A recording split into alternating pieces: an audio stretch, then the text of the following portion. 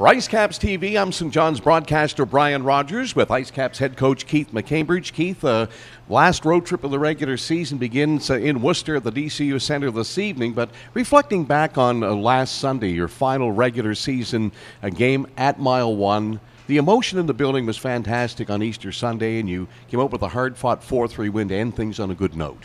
Yeah, I thought the work ethic was a lot better than the previous night. We knew both those games, as the previous two before that, we were going to be up against an opponent that was pushing for the playoffs, looking to keep themselves alive.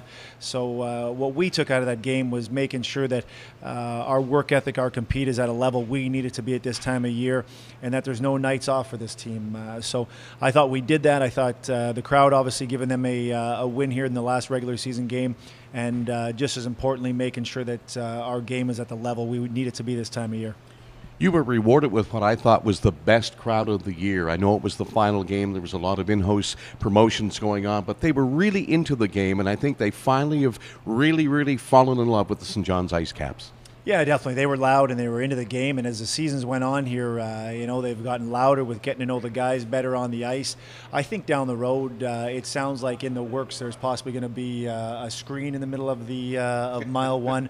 I think that's going to obviously add even more to the atmosphere in this building. I think they do a really good job with the screens on the perimeter, but the rinks you go to, obviously your focus is the middle of the ice, so that'll be really good for the crowd to enjoy that. But the in-house hockey ops does a really good job getting the music, getting everybody into the game, and in the crowd. What can you say about the crowd?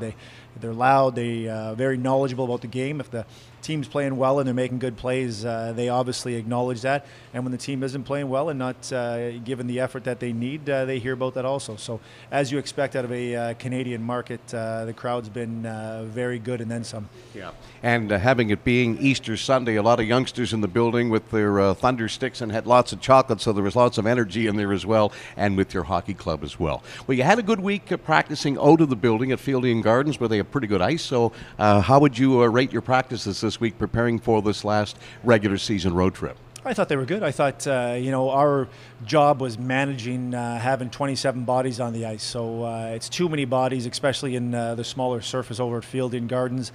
So we split into two groups to try to make sure that we're maximizing our time on the ice, make sure that guys are getting the repetitions that they need, make sure that we're working on the systems that we have to work on this time of year. So split into two groups. I thought the energy level was high. The execution was close to where it needed to be.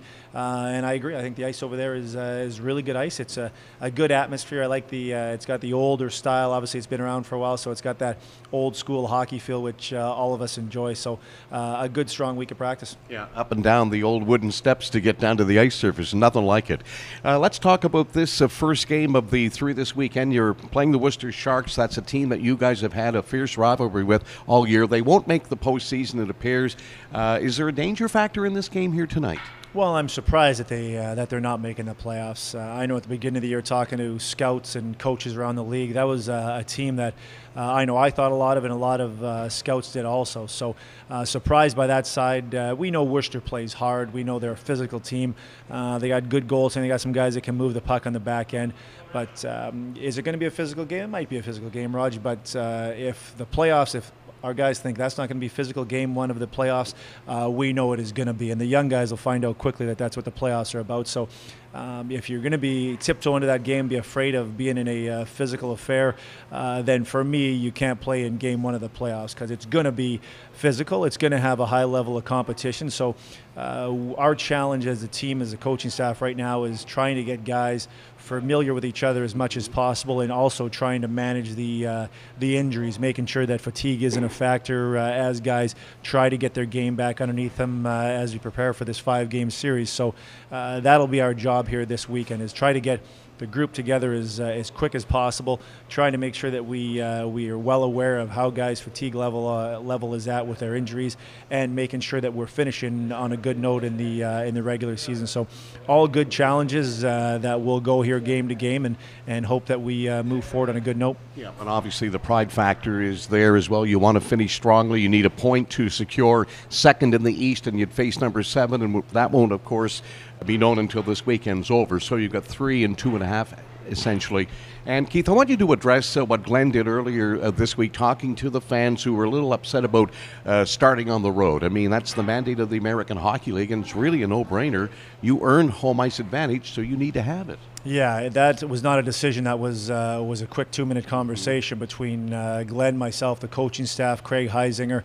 It was something that we thought about for a real long time, and I'm not sure if everybody understands it because there's some complication to it. It's obviously the best of 5, and it's a 2-3 format, so it goes 2-3 regardless. So if you decide that you're going to start at home compared to starting on the road, if you start at home, all you get is 2 games at home, and then you get 3 games on the road. So you have to have home ice advantage while you play all season long, is to have the most amount of games you can on your home ice surface in front of this crowd, in front of this building. So we went with the logical one is you start on the road, you take the 2 games on the road, and you have your 3 at home. If a game goes to game 5, where do you want it?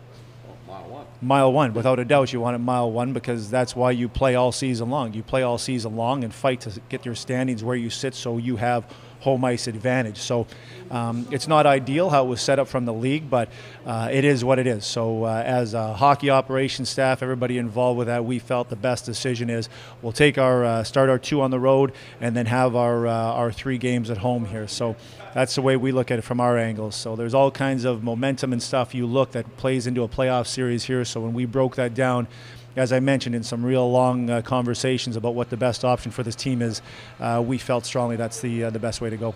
Okay, Ice Cap fans, thank you so much, Keith. Good luck here beginning tonight in Worcester and then through to Springfield and Manchester on Sunday afternoon. You can get us live, of course, on icecaps.com. Keith, thanks for addressing the fans. There are a lot of people who were wondering about that. Now you know. For head coach Keith McCambridge, I'm Brian Rogers for Ice Caps TV.